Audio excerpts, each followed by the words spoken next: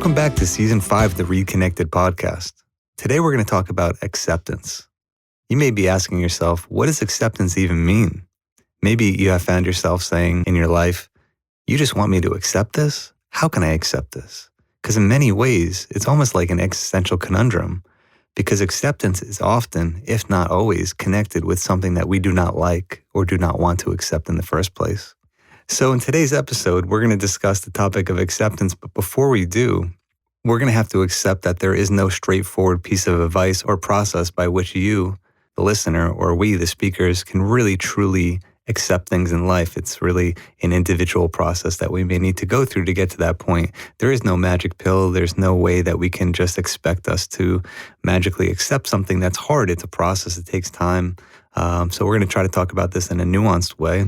And we also do not expect that Alexis and I are going to solve the riddle of the universe and or bring you to some sort of state of enlightenment because, acceptance is, again, it's not a magic pill. It's not a straightforward process. But we do feel like it is important. And there's been many therapies in the world of mental health that revolve around the idea of acceptance. It's a complicated topic for sure. So we do encourage you to utilize your own resources and not just take this information at face value, but really try to understand how it applies to you and even bring it into your own therapy if you are in therapy. And if you're a therapist, maybe take some ideas and bring this into how you work with your patients.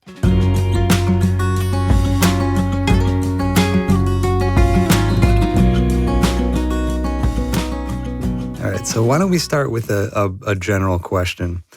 And the question for the audience would be, why is acceptance so significant? Why is it important when it comes to mental health and, people's well-being and just the way people navigate life? Why don't we start with that as just posing as a general question? Why is acceptance so important? Why is it significant? So I just want to preface this whole conversation in the context of our expertise and specialty, right? Because the idea of acceptance has come up for thousands of years, from the Stoics, the ancient religions, philosophies, from Stoicism to Buddhism and all the different religions in between, right? We can find portions of this idea of acceptance in a lot of different ways in a lot of different places. And by no means are we saying we're experts in those things. So we're going to be talking in the context and in the realm of our expertise through understanding mental health, thinking about well-being, thinking about learning, education, growth, and development, which are our specialties. So I want to just, before we dive into all this, again, like you said in the introduction, recognize that there's so many different ways to talk about this. And, when we think about acceptance, it's really about understanding and appreciating where we are right now, right? Instead of this idea of just constantly chasing and wanting and pursuing more and more and more. And that's a really difficult thing to consider and to appreciate, especially in this day and age where we're constantly fed this idea that we need to be better, to do better, to have more, to accomplish more, to set goals, to once you accomplish those goals, create some new goals. And, this is actually a conundrum in my own work, in my own personal life too sometimes, that, I'm known as the productivity person that helps people to be more efficient and productive. And yeah, that is a big part of my role and job. But when we think about constantly chasing something more, I think we lose so much. So when I think of this idea of acceptance, it's more of can I appreciate where I am right now in the present moment? Yeah, it's a good point that you make, though, and certainly over the past few decades, the way that it's almost like everything becomes, you got to be better, you got to be the best, you have to compare yourself to other people. It can feel like, everything's not enough. And also the way everything is at our fingertips all the time. So you never leave work, right? It's not like a 9 to 5, you go home, you're constantly having, we all have, a lot of us have work that stays with us. It lingers. So it always feels like we have to be doing more. And it's hard to set boundaries around, our time and our energy because it feels like we always have, even, within families or parents, right? You always have access to the person that you want to reach out to. So there's not a lot of boundaries anymore around time and energy and space. So it always feels like there's more and more and more, which can make it hard to really just be present with where you are and feel like, compartmentalize in some ways where you are and being where you are. So it's an interesting kind of change societally over the past few decades that could make it more challenging to accept things as they are and not constantly be thinking about something else that needs to get done or things that need your attention. Now, for the listeners, I kind of want you to press pause and reflect yourself on like, what does acceptance mean for you? What does acceptance mean for you right now? Because there might be a slew of things that you're grappling with or that you feel like you need to do, or there's pressure in your world that's put on you to do, either, something that's perceived or actual. And think about like, what does that mean in your world right now? And Jerry, I wonder if you could do that for yourself too. This is something that I am constantly reflecting on. Like, where am I at? What are the things that are more urgent for me to tend to? And how can I compartmentalize those sometimes so I can be present? And we've talked about this on the show too, that in our roles, in our jobs, like we have to be very present in every session that we have, in every meeting that we have. And even in our jobs, as much as we can be mindful and present, sometimes there's these little distractions. And this is a big part of my work, this awareness training. There's awareness of the things that pull at our attention, that pull at our emotions, that pull at our physicality, that can sometimes distract us from the present moment. And it's really important just to press pause and check in and say, okay, where am I right here and right now? Because I think that's ultimately the first step, the way to start in even understanding, appreciating, and actualizing some sort of acceptance in your world and in your life.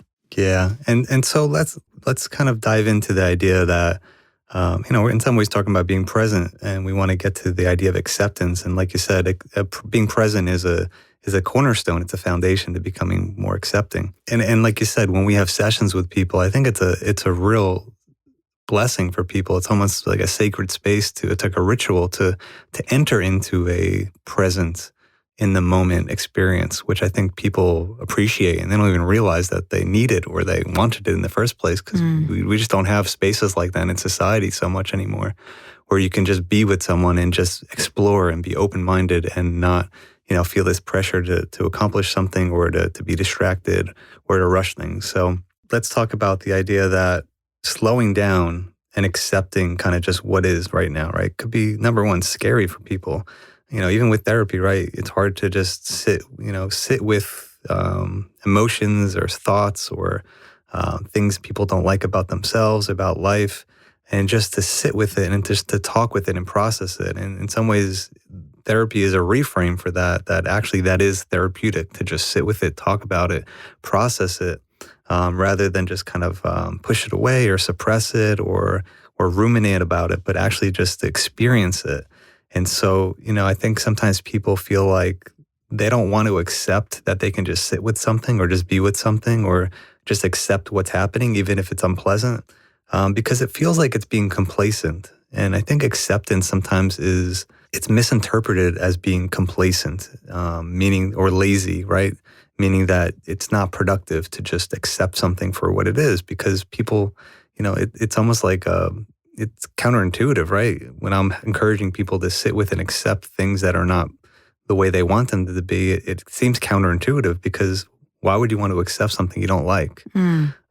So it's really a paradigm shift to realize actually that is therapeutic, to be able to sit with something you don't like, because if you can't, you're just pushing it away and suppressing it, brushing it under the rug, and eventually it's going to come out in different ways, right? So obviously it's hard, it's a process to learn how to do that, but I think it's important for people not to misinterpret acceptance as being complacent and lazy. Actually, it could be the opposite, right? Because if you really want to heal and grow or solve problems, the first step really a lot of times is accepting it and truly understanding it and accepting that it exists.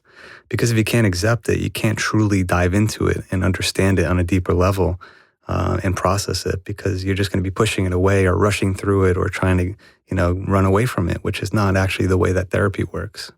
I can't let the word lazy come up without pointing out that that's my least favorite word, right? I always say, because, a lot of the people I work with, they call themselves lazy. They've been called lazy because maybe they're feeling unproductive or procrastinating or have a difficult time prioritizing things. But, essentially you're making a choice in those moments. You're maybe choosing to avoiding this idea of this is where I'm at. this is a part of me that I need to accept. Just as the same way as like behaviorally, when people are choosing to avoid the thing that maybe feels challenging for them. I think it's a really important point to kind of just zoom in on here, because ultimately we're making choices. And the thing too, Lex, is that it may not even be conscious. Mm-hmm. You know, like we go through life doing things, we may not even know what's motivating us to avoid something. Yeah. And so, you know, part of acceptance is to not be, you know, to not beat yourself up for having a problem, to not beat yourself up, not judging yourself so much for the things that we're running away from, to just try to just have compassion for yourself, to understand, okay, maybe there's a reason this problem happened, or maybe there's a reason there's parts of myself I don't like. You know, Dr. Richard Schwartz created what's called internal family systems therapy, IFS. It's really an integration of other therapies that have been developed over time. And he's, you know, suggesting, like other therapies do, is that the way that we react to situations could be kind of patterns we've developed over time within our family structures when we were growing up. And to learn that these are just kind of coping mechanisms. They helped us to get through hard times, right? When different issues happen within families, or traumas or stress or challenges, right? We all have to cope somehow. And when you're younger, you don't know how to cope. You just cope the way that you react. And that's kind of how you get through it. And so the idea is that you learn how to have compassion, that was the best you can do. And now that you're older and you kind of have these same patterns, you can learn how to replace those coping mechanisms. So there's those patterns, replace them with something different, right? Something more adaptive, something more healthy that makes more sense now, instead of just kind of repeating the same patterns. But again, the acceptance piece comes in really importantly here. And Dr. Schwartz wrote a nice paper about, you know, we're always told to change your behavior, change who you are, change what you're doing. And in many ways, when we're told to change, when we have pressure to change, sometimes the opposite happens. We don't want to change. We become stubborn. We dig in our heels. We avoid. We feel embarrassed. We feel ashamed, right? So therapy and, you know, the idea of acceptance is important, because instead of having a shame or guilt or anger towards yourself for things about yourself you don't like, you can learn how to have compassion and realize, oh, okay, that was, you know, these are relics of the past. This is, you know, whatever, like, you know, people who experienced tough things growing up, like, these are just relics of the past where this has just helped me to survive, but they're not healthy anymore. Like, maybe they weren't healthy in the first place, but that's the best I can do. And now I can learn how to develop more mature or more flexible, adaptive ways of coping that are not just these same patterns over and over and over. A lot of ways, it's like breaking generational trauma, breaking generational patterns that happen. That's not uncommon. We see it all the time throughout history, right? That things are just generational and kind of passed on. And, you know, hopefully through therapy, people can kind of break those cycles. And it's not like it's going to go away forever, right? They can recrop up as time goes on and new generations happen, because we're human, we're vulnerable, we're never going to be perfect, but we can learn and grow and evolve, you know, generationally. So all this is to say, back to the idea of acceptance, you know, when we're told to change, when we want to change, we want to run away from it, we want to resist it, we can try to have compassion for ourselves and understand where these patterns came from and how they're just coping mechanisms, and understand them and make peace with them in order to change in the first place. We definitely have our professor hats on today. That was a really great lecture. Thank you, Gerald. But I think you hit on so many important points, and it's reminiscent actually of the course I'm teaching right now in child growth and development. You know, going back to where you started and talking about, like, we react in different ways, sometimes based on, you know, some internal systems that are coming up for us, you know, whether it's sensorially or emotionally, that sometimes we have a predisposition to react and respond to situations in different ways. And, you know, I was just teaching a module on, you know, nature nurture, and thinking about how sometimes we react the way we've seen people around us react. And it doesn't necessarily perpetuate, you know, the path that might feel most comfortable to you. And it's so interesting, as you were talking about all this, I'm thinking about how for a lot of listeners, depending on generationally where you're at in your life and what your experiences have been historically, this might seem very foreign to you because you grew up very differently. You know, either there's frustration or there's stress and stuff comes up. And in those moments where things maybe feel uncomfortable or conflictual, because you're like, I know this is the way we've always talked and communicated, but this doesn't feel right to me. Do we accept that? Like, do we accept things that don't always feel like they're in line with our values, what feels right for us? This is a really tricky concept to explore. And I'm sure we'll get into it in a couple minutes, and we're going to have a whole episode on this too. But, the idea of acceptance and commitment therapy is all around, can we accept the things that exist in our worlds, things that either we do or don't have any control over? And how do we react and respond to those situations? Are we, as you say, going to just cope with them the way we've gotten through before? Or can we take that point of acceptance and recognize where potentially there could be, as they say in Acceptance Commitment Therapy Act, a choice point, or I call it a pivot point, where maybe you're not making a huge shift, but maybe it's a small incremental pivot or adjustment that feels more comfortable for you in a moment to be able to get through a situation, or, with the bigger, grander scheme of things, kind of shape your trajectory in your life, potentially. Yeah, that's also, I think, a nice reframe for change in general. We did have an episode about change, but when you can look at change as a process in small steps, it's way less overwhelming. I think people sometimes they don't even know where to start, right? And so I like what you said, is just kind of like a small change could be a breakthrough for a person, and it may not seem like a big thing to you or to someone else in their life. They may be like, well, they still haven't changed, right? But that's not the point. The point is you're actually involved and engaged in the process. And that those steps could look like anything. It depends on the person, right?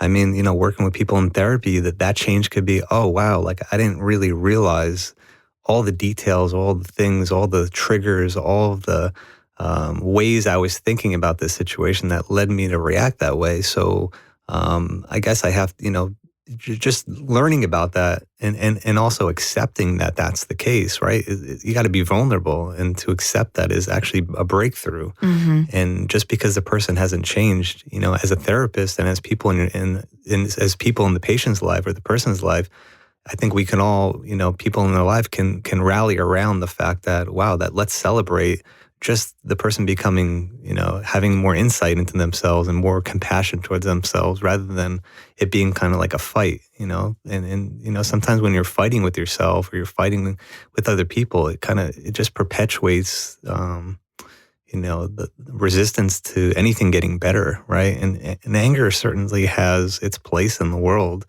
Anger helps us to fight injustices, but I think if you get stuck in anger, which a lot of times is the opposite of acceptance, it actually prevents us from having an open mind. And you do need an open mind to think flexibly, to be open to different ideas, because you're not always going to have the answers yourself. And that's part of being vulnerable and accepting that we're human. None of us have all the answers. None of us are perfect. And I can't tell you how many times I work with people and I ask them, how many times have you talked to somebody else about this? And a lot of times they're like, nobody, not in depth, not this much.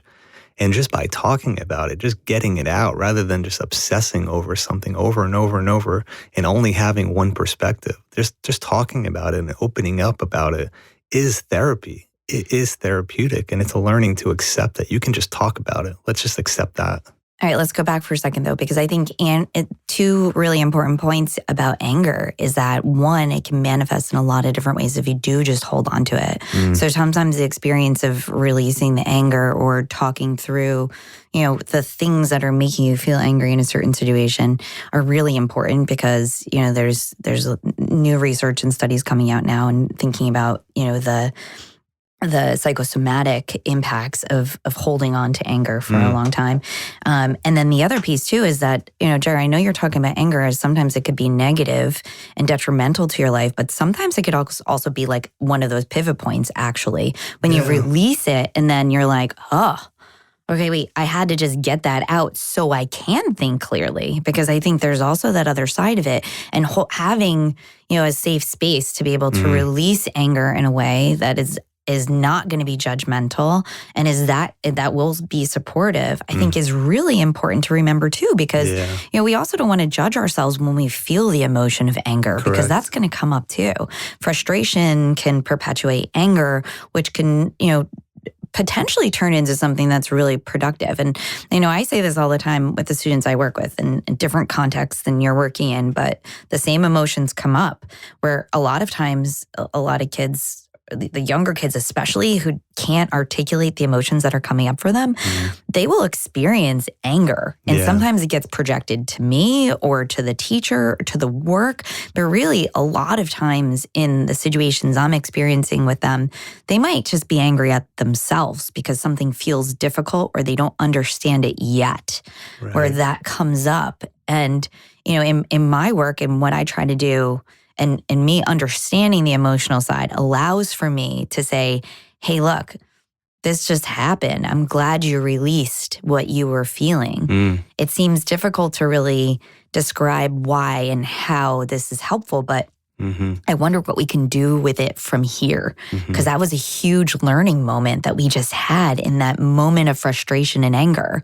And I always say, like, these moments, I said this in the book too, that, a student of mine years ago at the beginning of my educational teaching career that was so frustrated with something mathematically. He was diagnosed with dyslexia and anxiety and struggled a lot. And I helped him kind of like sit in those stuck moments. And he went from like a really angry moment. And then all of a sudden, there was like a distinct change in his disposition, in his mental clarity, in the way he was approaching his work, where he literally went from an to an aha moment. So I also want to like put that in context too, that sometimes the anger, though it could create this big cloud and manifest in a lot of negative or detrimental ways, sometimes can be a clearing point too. Yeah. So I love that example, and I agree with you. And I think anger as an emotion could signal a lot of times is feeling misunderstood or not being able to communicate what you want to communicate to other people. I think a lot of times it comes into those realms, right? It's not always those two things, but interpersonally, I do think that happens, is that the anger is basically signaling to you, oh, this person doesn't understand me, and I don't know how to help them to understand me better. And that's on the one hand. On the other hand, it could also be, just feeling frustrated with yourself. And, the movie Inside Out, right, talks about how anger is sometimes masking sadness. We're actually sad. We don't know how to communicate our sadness or how to validate our sadness or to be vulnerable enough to talk about it. So we get angry because it's easier to be angry than to be sad, right? Yeah. Sometimes we get stuck, like even compost is filled with nutrients. And it's the same thing with these really dark, heavy moments, that the compost will fertilize the ground and the seeds to allow for growth to happen. So even when it feels heavy and disgusting and dirty and messy and like gross, it could potentially turn into a beautiful moment if we can let the rain wash it away, if we can focus on the process, if we can accept that this is momentary and it doesn't have to be forever. Yeah, I wrote a song called Sit With It, and the chorus is sit with it for a moment and hold still, the world it will keep on turning until we can see another view and we can hear each other too. And, it's about sitting with these emotions and then eventually things can come together. We're kind of getting into the idea of being vulnerable and accepting help when we're struggling with something. And I think that is acceptance. And, how many times have we both worked with people, and just part of being human, everyone does this, is when you don't feel like you can ask for help, you get angry, right? And you feel like you're angry with yourself because you're blaming yourself because you're taking on too much responsibility for something that you may just need help with. Maybe you're misinterpreting something, working with athletes who put in so much work into their sport and they're tired, and maybe they just need space to rest sometimes instead of... I was just going to say that actually. And in those moments, sometimes you just need time. You need space. You need to actually just take the opportunity to slow down. I think this is why meditation and mindfulness practices are so helpful and important because, like you said before, what might look like laziness is avoidance. And when we keep going, the opposite side of like the behavioral quote unquote lazy, the opposite side of it is busyness sometimes too, where we're not accepting and we just keep going. Yeah. Instead of actually quieting and going inward. I mean, a classic example is taking a nap. It's very healthy for athletes at high levels to take naps. It's like actually recommended. It's actually good for their performance. And like societally, if you look at someone taking a nap, you're going to be like, oh, this person's lazy. Right? I mean, you want to take naps appropriately. I think Dr. Jade Wu said, nap responsibly. It's a great one. I think that's the theme of our whole podcast, take naps. No, but certainly, that can change everything. So it's accepting what your limits. And part of it, acceptance, as we're going to get into as well, is... Can we just like highlight that again? Accepting limits. Say that again? Yeah. Accepting our limits.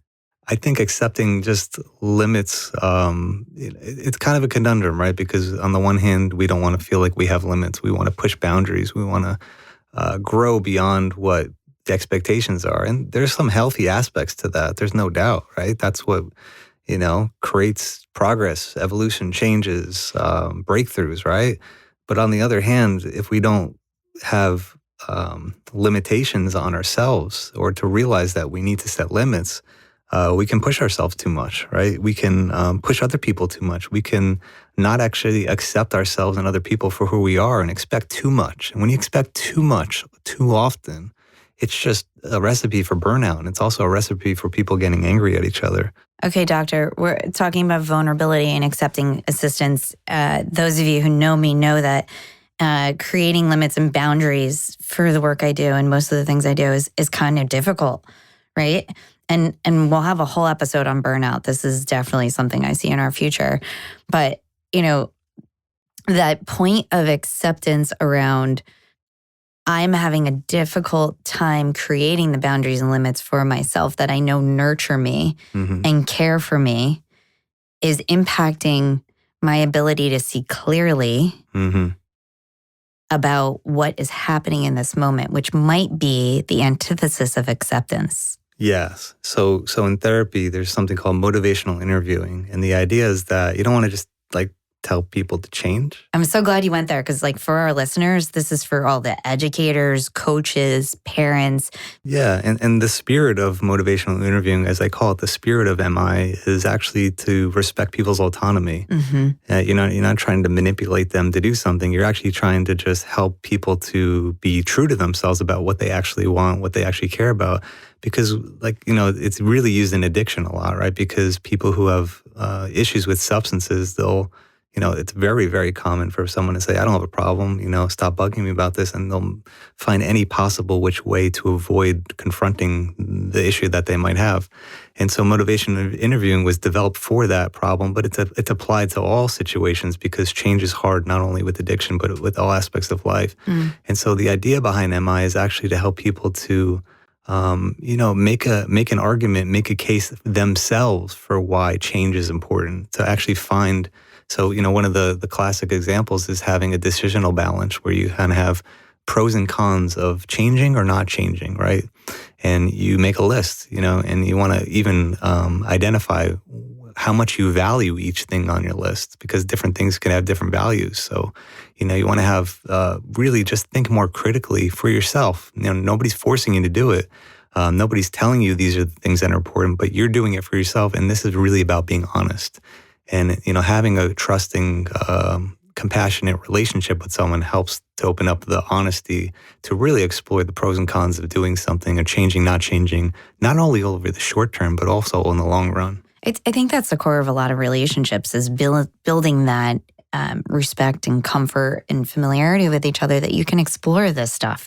And to keep in mind that, like we talked about in episode 1 of this season, that different chapters of our lives, different seasons of our lives, we might value or emphasize the importance of something more in one way at one point in time than we do in the other, right? And I think in a lot of times we get stuck in, this is just the way we always did it. This is just the way I've always been. This is, I hear this a lot from students and parents, like, oh, I'm just not a math person. I just stink at this. I've never been good at that. Instead of, that openness that you were talking about before. Not that like a huge change needs to actually occur. And I want to dive deeper into the fact that, change doesn't have to be this huge, monstrous thing, but just the openness to the fact that if something's not working, we've accepted that maybe this isn't in line with my values, for one. Maybe this is something that is not helping me feel the way I want to feel every day, or this is something that maybe isn't actually, leading me towards where I want to be and how I want to show up in my life and in my world. Yeah. There are other possibilities. And from an executive function, neurodevelopmental perspective, this is this cognitive inflexibility, which can be teamed with emotional inflexibility, which is a big theme in ACT as a therapeutic process too, to understand that when we get so stuck in that this is just the way it's always going to be, it actually prevents us from growing. Yeah, I if you listen back to the interview we did with Alina Mueller, who's one of the best hockey players on earth, female hockey player, plays for the Boston Fleet, the professional women's hockey league. Yeah. She said something so wise. And I really remember her saying this. She said, when I went through my hockey journey and with teammates and with the process I went through, you can be right in certain times. And then as time goes on, maybe what was right back then isn't right anymore. And you can be open to different perspectives and to grow. Yeah. What a wise thing to say. Well, I think it's so important. And, in society, we see examples of this all the time, that especially now that everything's on record, everything's posted on social media these days. It's like if you said something 10 years ago, people expect that to be the exact same thing you think and do now. And it's like a really slippery slope. And a lot of people, we're not going to go into this, but are getting in trouble for that. But I think if we can think flexibly about how each experience we have in our life, the more we learn, the more interactions we have, the more, I'm going to just say our spirit grows and shifts and changes with the wisdom, with the experiences, with the opportunities. If we as a society, I'm going there in my soapbox, if we as a society can be more open to this, I think we would have a more respectful dialogue instead of just these monologues of just our own narrative going on in our heads, or these oftentimes single-faced commentaries on the world, on opinions that we see in social media show up. Yeah, well, I'll say real quick, and I'll relate this back to the individual, is that when we take in other perspectives, it actually creates dissonance in our brains, in our heads, in our minds. And dissonance is basically you have two conflicting things, right? And people really want certainty. They want to feel like, okay, what I'm doing or what's happening is what I want or what makes sense or is the path for me, right? And so when you have someone else suggesting something else, it's conflicting. It's like, well, should I believe that? And it becomes like an all or nothing. It becomes like, okay, one person's right, one person's wrong. And we can even do this within ourselves. And, a lot of times, a lot of therapies, some of the therapies like psychodynamic, psychoanalytical theory, would suggest that we're constantly conflicted. Part of us wants something, part of us wants the other thing. Part of us feels this way, part of us feels that way. And it's conflicting, and that creates distress. And sometimes they would suggest that mental health issues are created from this distress of dissonance, of conflict within our minds. We have to try to find ways to resolve that conflict. And that is, something that takes time to integrate different ideas, integrate different perspectives, integrate different parts of ourselves, right? Which is, partly what internal family systems therapy as well talks about, is like integrating different parts of ourselves. And that is not only an internal process that can happen with other people within the relationships that you have, which is a very hard process, it's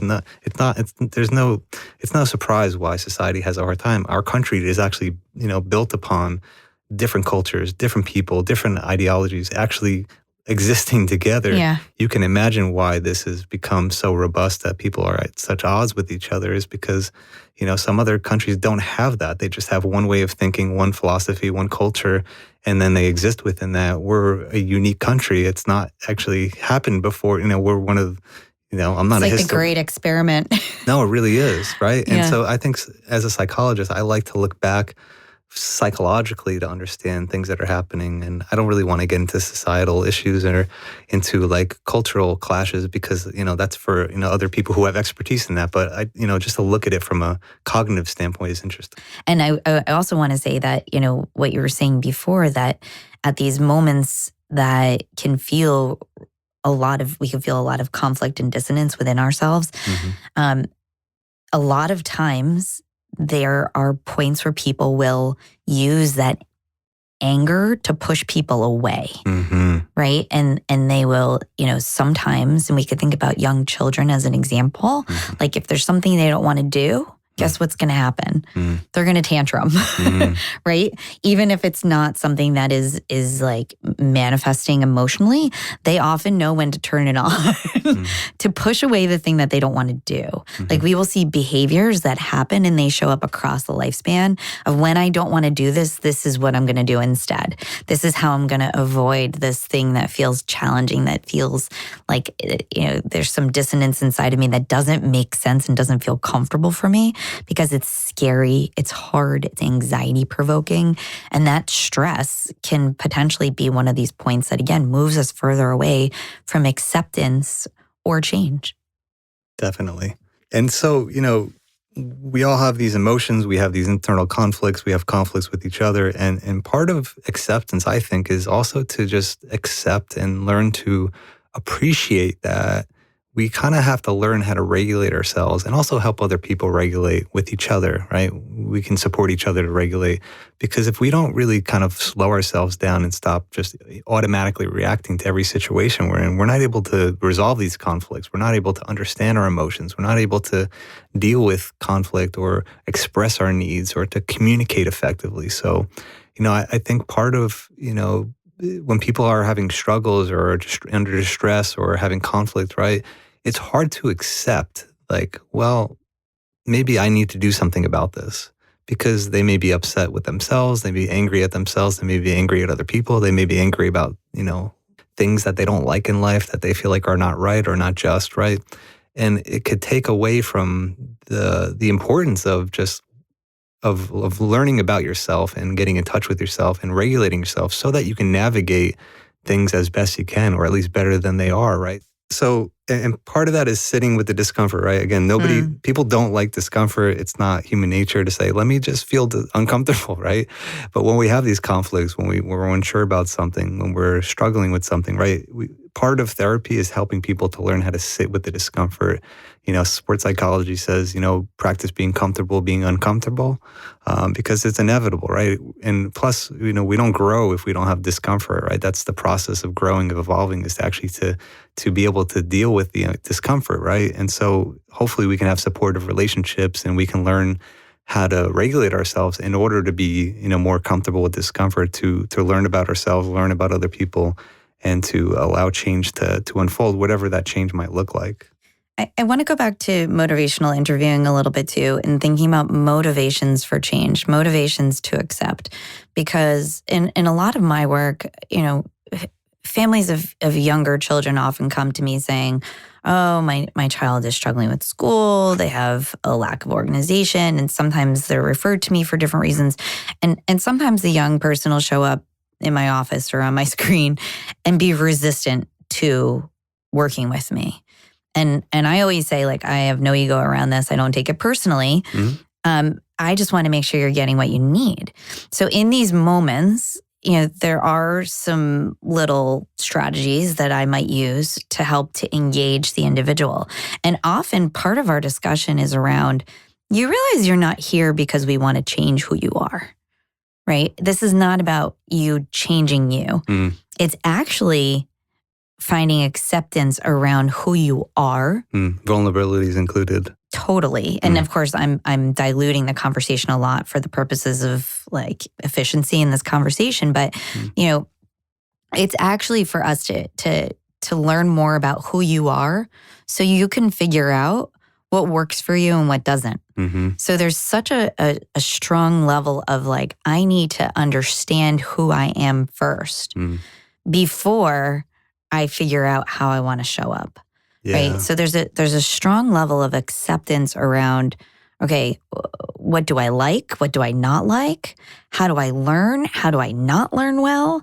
What are the things that actually promote my comfort, my enthusiasm, my engagement, and what takes away from it, right? And again, I try not to fall into the all or nothing black and white thinking that you were referring to before, because that's a lot of where the people I work with live, because their cognitive flexibility, that executive function system, is not always fully developed or not always activated in the way that they probably would even want it to be, because they get very stuck in there's only two ways of doing this. I either do it or I don't. I'm either good or I'm bad. And this becomes, psychologically a lot of psychological inflexibility too, which I think perpetuates like what you're saying, these mental health challenges and potentially like a lot of inner dialogue and narrative. And I see this a lot with perfectionistic tendencies. And we talked about this with Dr. Aubrey Carpenter. We had a whole episode on perfectionism, and it comes up a lot in what we talk about and in our day-to-day work, that there's this expectation of, I have to be this way, instead of looking inside and being like, this is who I am. And these are the things that maybe I can tweak. And that's my approach to doing things, because I think as parents, as coaches, as educators, as just society in our world, like there's a lot of expectations that we might have for young people, especially that they be a certain way. They do better than we did, instead of really helping them to understand who they are and working from where they are. Yeah, because everybody has strengths and vulnerabilities, right? And as I said in a different episode, my strength could be a vulnerability in a different context. Yeah. And your vulnerability could be a strength in another context, right? So it all depends on the context. And sometimes. Sometimes. Sometimes. It depends. It depends. But what I'm really saying is that, we are grappling with the fact that we're human and that it's impossible to not be vulnerable at times. Yeah. And, it's important for people to actually make that argument for themselves that it's actually helpful to be vulnerable, right? It's not helpful or adaptive to never be vulnerable ever. It's, number one, immense pressure you're putting on yourself. Number two, you're not going to have all the answers all the time. And so part of acceptance is to realize that we are human and to stop assuming that everybody else is perfect or doesn't have their own vulnerabilities, and step outside of this matrix that we're living in with this social media that, people are perfect or, people are not vulnerable, and to take away all that pressure and to pull back. And again, it's not an all or nothing. It doesn't mean that you just sit there and do nothing. It means that you allow yourself some grace to be vulnerable and to not feel like you have to prove things all the time. The other thing I want to add the caveat. I'd be remiss not to bring up that, especially for young people who might be listening, there's a spectrum of vulnerability, and there's a proper time and place for vulnerability too. Because I think we're going on the opposite ends of the spectrum with social media too, where like there's the perfect, and then there's like I'm sobbing on a video. Right. To get people to like attend to me and give me attention in that way too. So I want to just like preface this conversation about vulnerability as there's a time and a place, and you really want to make sure you trust the person you're being vulnerable with, which is going back to the core concept we started with, thinking about how do we build relationships that foster this opportunity to be vulnerable in these different situations. Because, again, we can be vulnerable without sharing every part of ourselves all the time with everybody we come in contact with. Right. And that could be driven by different motivations, right? You might be getting your needs met in maybe not the best ways, right? Because, if you really want people to understand you, and if you're doing it in these dramatic ways that are in some ways could be getting not the attention you actually really want. It could be kind of not genuine attention that you really want. It might be, and it could backfire sometimes too, right? But at the same time, we don't want to neglect that people need help and people need to reach out, and sometimes things are cry for help. And so, again, it's all contextual, and part of it is actually, I would say, focus the focus is also just accepting yourself being vulnerable with yourself. Be vulnerable with yourself. Yes, that's such a great point. We don't, yes, it's important to have people allow us to be vulnerable with them. It's also important for us to allow ourselves to be vulnerable and not to think like, oh, I'm this terrible person. I'm flawed. I'm weak. I'm terrible, right? People carry around the most negative things about themselves. And it's, that's something that people need to heal from, right? And they can heal from. And I've seen it. As they go through the process of therapy, whatever therapeutic journey or healing they're going through or growth they're going through, right, they can grow out of that. And you gotta, find ways to do that. It's different for different people, but, allowing yourself to be vulnerable with yourself and to accept that we have vulnerabilities, do it for yourself because it alleviates so much of the pressure, and it also helps you become stronger in the long run. That's the reality. You get to know yourself more. Kind of a good metaphor is athletes. Athletes are so structured, right? Especially the ones that play at a high level, right? Every day they have the same routine. They have people telling them what to do all the time, right? And they can become good at just following directions and living up to other people's expectations. But the moment, that's gone, let's say they get injured or they don't have like the position they want or the role they want, they don't make the team they want, right? They can fall apart because they don't have that ability to just be vulnerable with the fact that things are not going the way they wanted to or think they should go. And if you can't be vulnerable, you're not going to be able to adapt and grow and heal and evolve from that into and I'll give you, I think part of what they learn to do is to have more of a sense of self that's not just being told what to do and doing what they're told to do, but actually understand themselves on a deeper, more holistic level and to grow. Chris, pause though. I think that's important. I think all of it is actually important, right? Because, and I see this a lot today from students, and I used to see this when I was in graduate school teaching undergraduate students too, as a TA, that they're like, give me the algorithm, give me the steps to get the A, to do the best. And there's a place for that actually when we're learning new skills, like, learning the scales in the guitar. Yeah. It's probably why I'm not a guitar player because I didn't put in the time to learn the scales where I didn't have to think about it and I could integrate that into a song. For sure. So I talk about this all the time, that we can have the wisdom of what to do. We can practice, what are the skills I need to develop. I talked about this on the show several times too, that there's the process of learning these foundational skills that allow for us to build in these points of flexibility. So you said vulnerability, and I see the vulnerability as like the stepping stone to being flexible, to be able to like integrate all that we're learning through experiences, through our emotions, through, the therapeutic process, whatever your context and situation may be, to allow for the growth. I'm not even going to call it change because I want to be super mindful of that everybody thinks they need to change these days. Yeah. And this is why, the podcast with like, do these 3 things and you'll be the best. Let's biohack this and that and you'll be the best. And it's like, it's not like we can't boil it down to that. We have to really think about the process and how it's constantly evolving, that we are adjusting and adapting as we do as humans throughout our lives. And we're getting more in touch with ourselves. Yeah. Instead of changing ourselves, I've seen people go through hard times, and that's when I use the word evolve because they're just really growing into themselves or who they are because they spent so many years in this darkness or in this hole or this obsessiveness, and that's not really who they are. Wait, double down on that for a second. Because I talk about this all the time because I see, the generation of young people, high school, college, young adults, holding on to these situations and experiences that they've had as if that's who they are. Yeah. Right? Like, I am anxious. I am depressed. I have no attention. And believe me, these diagnoses are very helpful in treatment, in understanding how to navigate the world. I am not discounting that at all.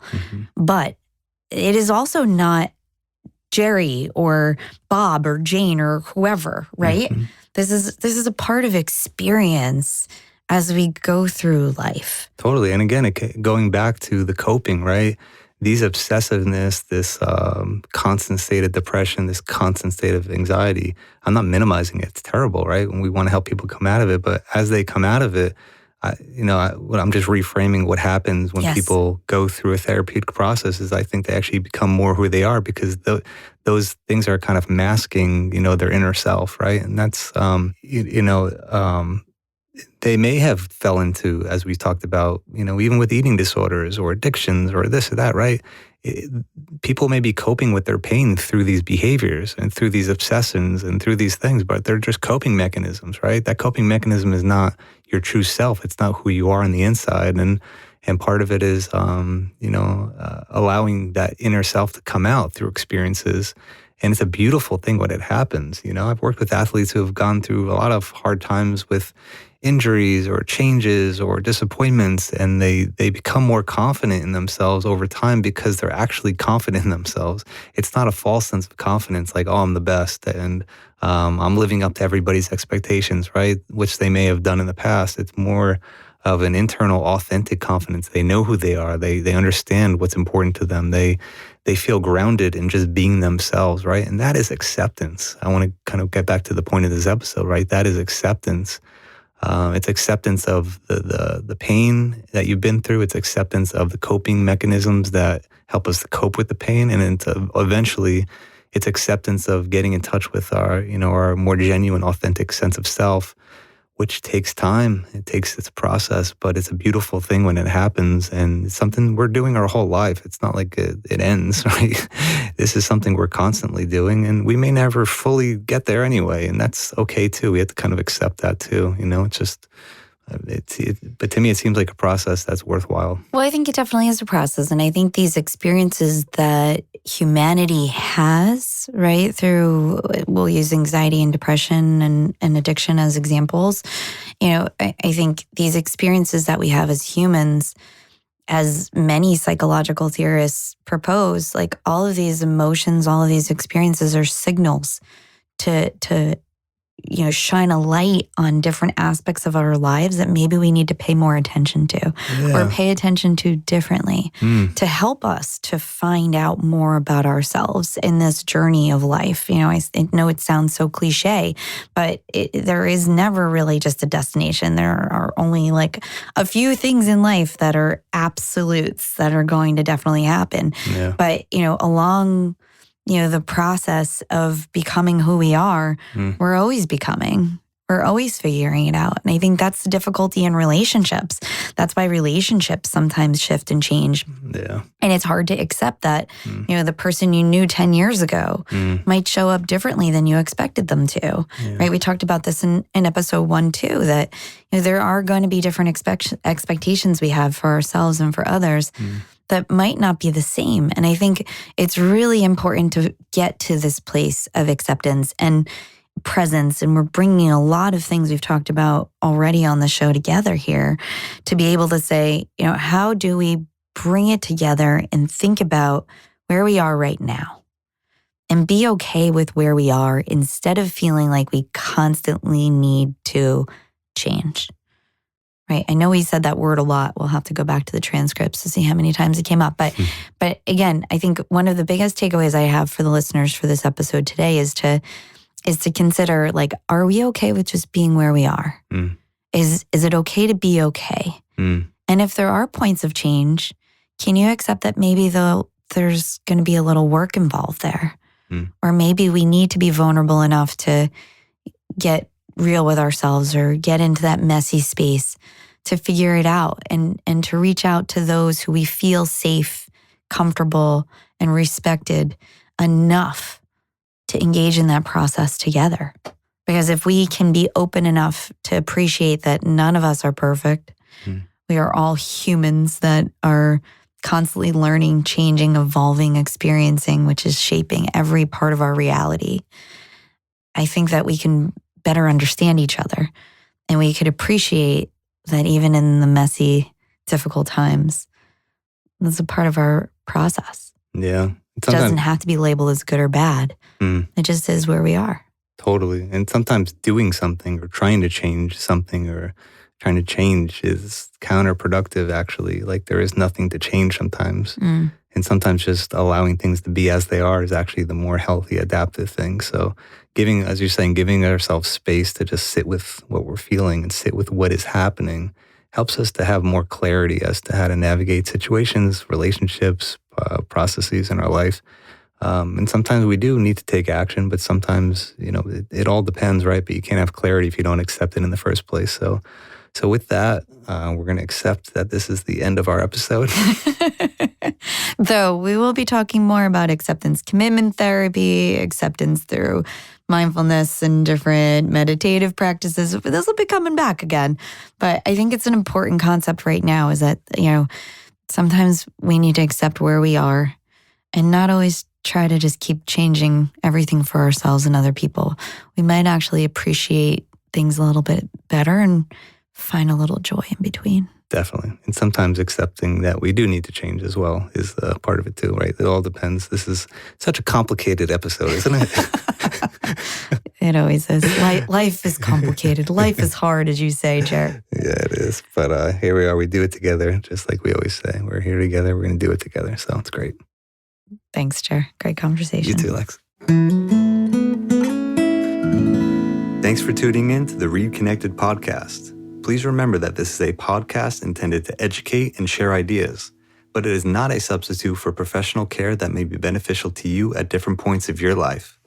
If you are in need of support, please contact your primary care physician, local hospital, educational institution, or support staff at your place of employment to seek out referrals for what may be most helpful for you.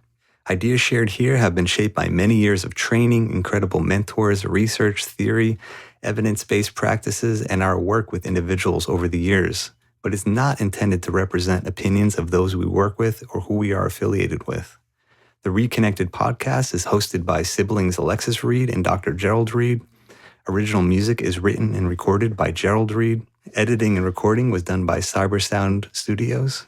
If you want to follow along on this journey with us, the ReidConnect-Ed Podcast will be releasing new episodes every 2 weeks each season. So please subscribe for updates and notifications. Feel free to also follow us on Instagram at ReidConnect-Ed Podcast. That's ReidConnect-Ed Podcast, and Twitter at ReidConnect-Ed. We are grateful for you joining us and look forward to future episodes. In the meanwhile, be curious, be open, and be well.